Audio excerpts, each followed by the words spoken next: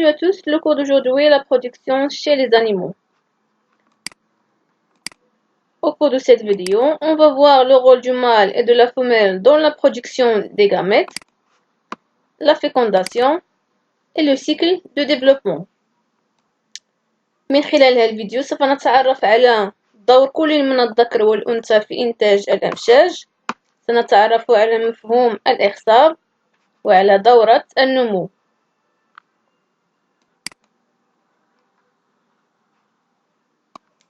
Alors, la reproduction sexuée est la formation d'un nouvel être vivant à partir d'une cellule reproductrice mâle et d'une cellule reproductrice femelle.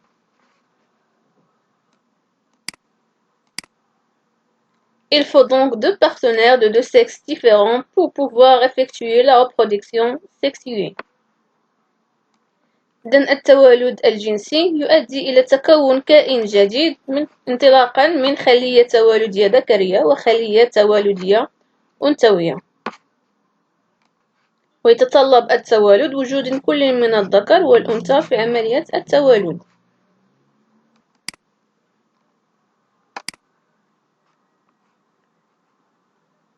Alors, quel est le rôle du mâle et de la femelle dans la production des gamètes? Commençons par les comportements sexuels أي السلوكات الجنسية. Alors, les animaux déploient une multitude de comportements pour séduire un partenaire sexuel et se reproduire. Donc, il y a des danses nuptiales, les sons et les odeurs sexuelles sont des signaux qui sont très utilisés. Alors, comme exemple, chez le pont, donc pendant la période de multiplication, le mâle déploie ses plumes en éventail pour séduire ou bien attirer la femelle. إذا بالنسبة للسلوكات الجنسية هي سلوكات تظهر عند الحيوانات أثناء فترة التوالد وذلك للتعبير عن رغبتها في التزاوج. من بين هذه السلوكات نجد الرقص، إصدار بعض الأصوات إلى غير ذلك. Donc, la reproduction sexuée nécessite la présence d'un mâle et d'une femelle.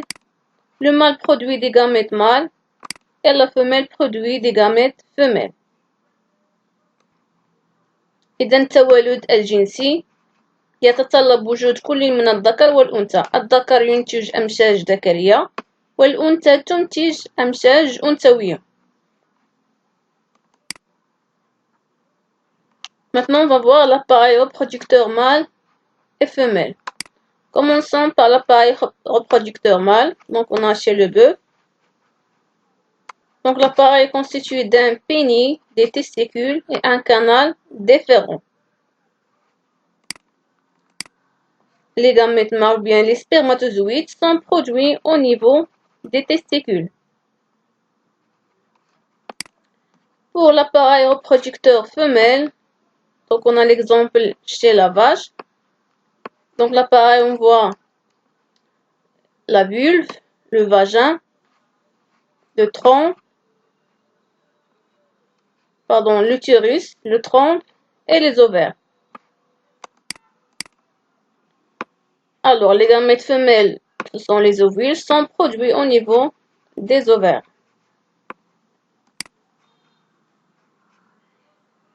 Donc, le mâle et la femelle possèdent chacun des glandes génitales. On parle des testicules pour le mâle et des ovaires pour la femelle. إذن الجهاز التناسلي عند الذكر يتكون من قضيب، إذن قضيب كعضو للتزاوج، من خصية ومن قناة ناقلة.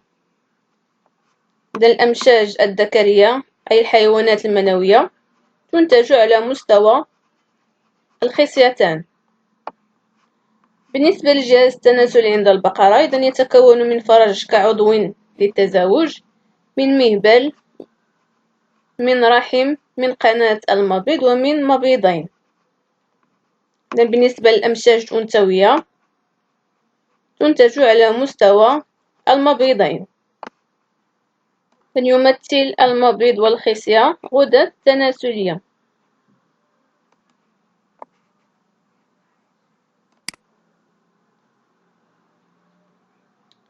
Alors on passe maintenant au schéma du gamète mâle et du gamète femelle. Commençons par un schéma d'un gamète mâle, donc spermatozoïde.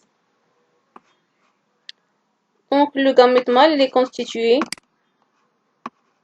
de la tête. La tête formée par un cytoplasme, noyau et un membrane cytoplasmique.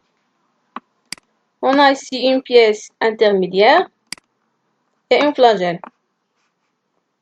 إذن يتكون المشيج الذكري أو الحيوان المنوي من رأس وقطعة متوسطة وصوت. بالنسبة للرأس يتكون من cytoplasme, نواة وغشاء cytoplasme. Pour le gamète femelle, donc on a ici un schéma d'une ovule. Donc elle est constituée d'un cytoplasme, d'un noyau, d'un membrane cytoplasmique. تتكون البويضة من cytoplasme, نواة وغشاء cytoplasme. إذا البويضة عبارة عن خلية تناسلية أنثوية، والمشيج الذكري أو الحيوان المنوي عبارة عن خلية تناسلية ذكرية.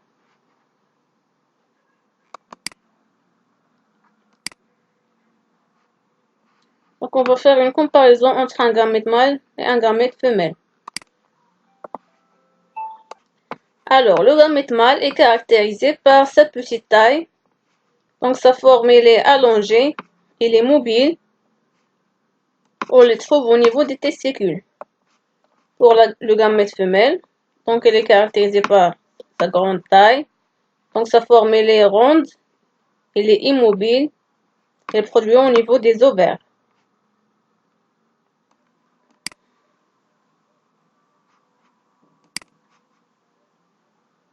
On passe maintenant à la notion de la fécondation.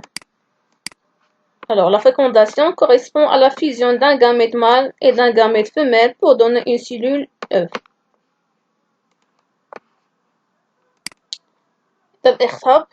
الإخصاب هو التقاء مشيج ذكري واحد مع مشيج ذكري أنثوي واتحاد نواتيهما تكون بيضة أو خلية بيضاء.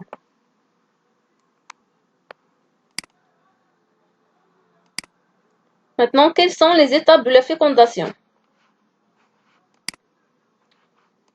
Alors, premièrement, on a le regroupement des spermatozoïdes autour de l'ovule. Ensuite, la pénétration d'un seul spermatozoïde dans cet ovule. L'apparition de la membrane de fécondation. Un rapprochement des noyaux du gamète mâle et du gamète femelle. Et enfin, la fusion des deux noyaux, formant ainsi la cellule œuf. إذا فيما يخص مراحل الإخصاب لدينا أولا إحاطة الأمشاج الذكرية بالبويضة، ثم اختراق مشيج ذكري واحد غشاء البويضة، ثم تكون غشاء الإخصاب. إذن هذا الغشاء يمنع دخول الأمشاج الذكرية الأخرى، ثم اقتراب نواة المشيج الذكري من نواة المشيج الأنثوي واتحاد نواتيهما وتكون بيضة. Alors on a deux types de fécondation. On a la fécondation interne أي إخصاب داخلي et la fécondation externe. Dans la fécondation interne, donc le mâle libère les spermatozoïdes dans les voies génitales femelles. La fécondation a lieu à l'intérieur des voies génitales femelles. Donc, comme exemple, on a les chats. Pour la fécondation externe, le mâle et la femelle libèrent leurs gamètes dans le milieu aquatique. Alors, la fécondation a lieu à l'extérieur des voies génitales femelles. Comme exemple, on a l'exemple de l'oursin et la grenouille. نميز بين نوعين من الإخصاب. لدينا الإخصاب داخلي وإخصاب خارجي. بالنسبة للإخصاب الداخلي يكون الإخصاب داخلي عندما تلتقي الأمشاج الذكرية بالأمشاج الأنثوية داخل المسالك التناسلية الأنثوية. وبالنسبة للإخصاب الخارجي يحدث عندما يلتقي المشيجين أي المشيج ذكري والمشيج أنثوي خارج المسالك التناسلية الأنثوية أي في الماء.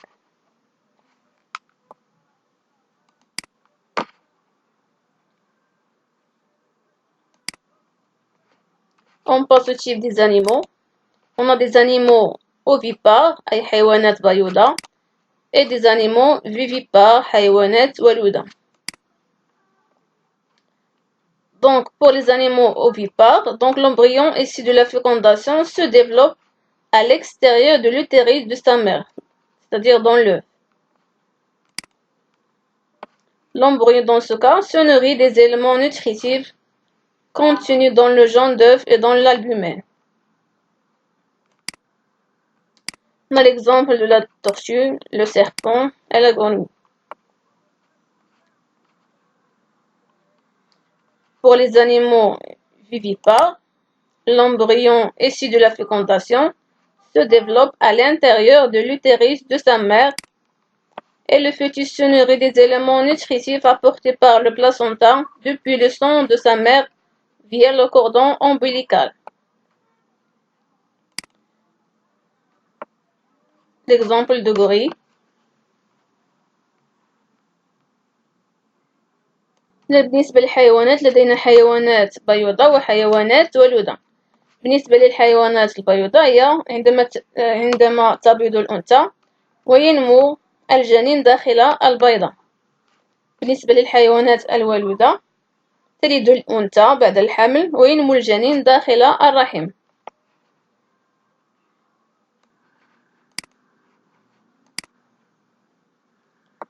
On passe au cycle de développement أي دورة النمو. Alors c'est quoi un cycle de développement? Donc c'est la période de temps pendant laquelle se déroule une succession de phases qui composent la vie complète d'un organisme vivant par reproduction.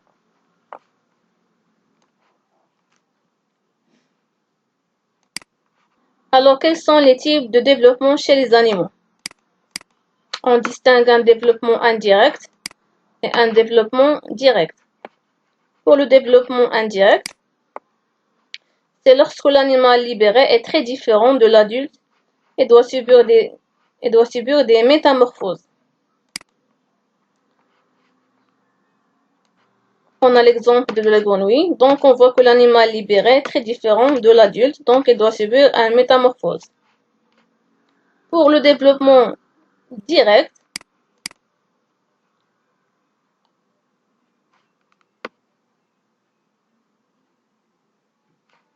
c'est lorsque l'animal libéré à l'exclusion ou à la naissance ressemble à un adulte. Donc on a exemple chez les poulets, donc l'animal libéré ressemble à l'adulte. إذا نميز بين نوعين من النمو عند الحيوانات لدينا نمو غير مباشر ونمو مباشر. بالنسبة للنمو الغير مباشر وعندما نحصل على صغير يختلف كثيرا يختلف عن الحيوان البالغ. بالنسبة للنمو المباشر إذا يكون النمو مباشر حينما نحصل أثناء الانفقاس أو الولادة على صغير يشبه البالغ.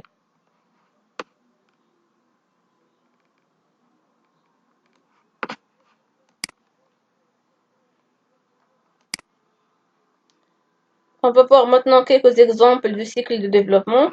Commençons par l'exemple de la grenouille. Donc chez la grenouille, donc on a un mâle et une femelle. Le mâle donne des spermatozoïdes et la femelle donne des ovules. La rencontre des deux gamètes va donner donc une fécondation. Dans ce cas-là, donc chez la grenouille, on a une fécondation qui est externe. Après la fécondation, on aura donc des œufs qui vont donner des têtards. Les têtards vont subir une métamorphose pour donner la grenouille adulte.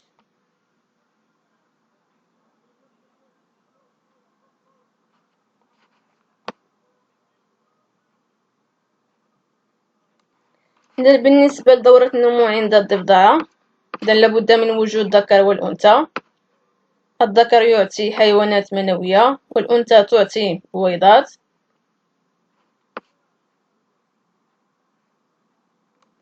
عندما يلتقي المشيج الذكري والمشيج الأنثوي يحدث لدينا الإخصاب. في هذه الحالة لدينا إخصاب خارجي. بعد الإخصاب نحصل على بيضات.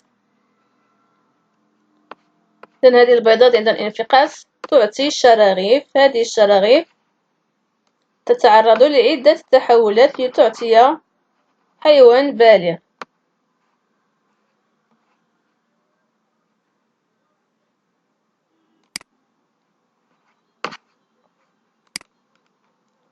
On passe au cycle de vie de l'oursin.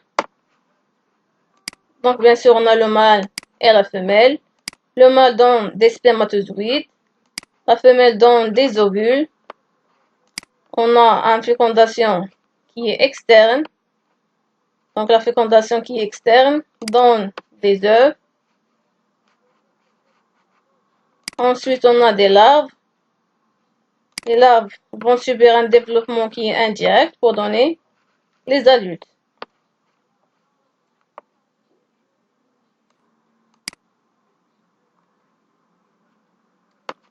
Maintenant le cycle de vie des poulets.